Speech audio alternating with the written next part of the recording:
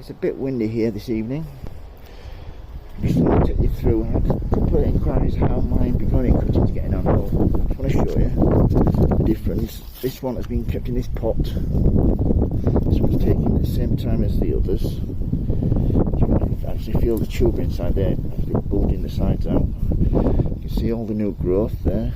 So that's going to be a lovely one, that one. Whenever I want to pot it up and make it into a bigger plant, which I will do this autumn, and I'll overwinter it in my greenhouse on the heated bench, and that one should be massive in the lights this time next year. That's that one there.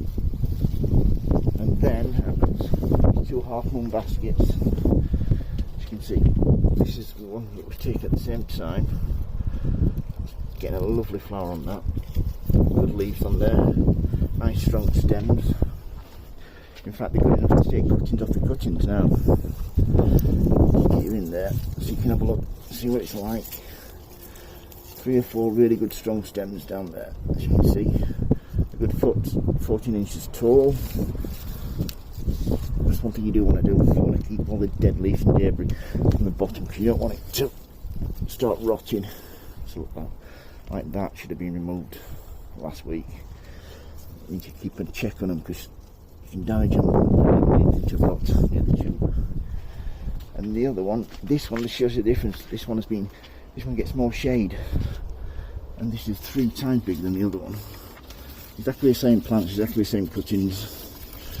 I don't know if you can see in there, but look how many stems there are coming off that. Good half a dozen, probably more, and just packs of flowers all over it. And that's how you deadhead them. Just like that. Just twist. So it don't work this time. Just twist and it just comes off like that. Discard that. You just want to keep that pot, the male pot. That's the female pot with the seeds in I've just taken. Yeah, one over here. Show you this one. See them there. You don't want those. Twist. Finger and thumb, like so. It just comes off like that. Twist them round, and they just come off. Then they put all the energy into the main flower, the female pot there.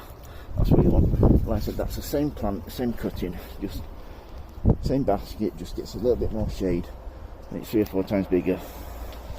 So yeah, if you've got any question regarding my begonia cuttings, don't hesitate to ask. Just message me and I'll answer if I can.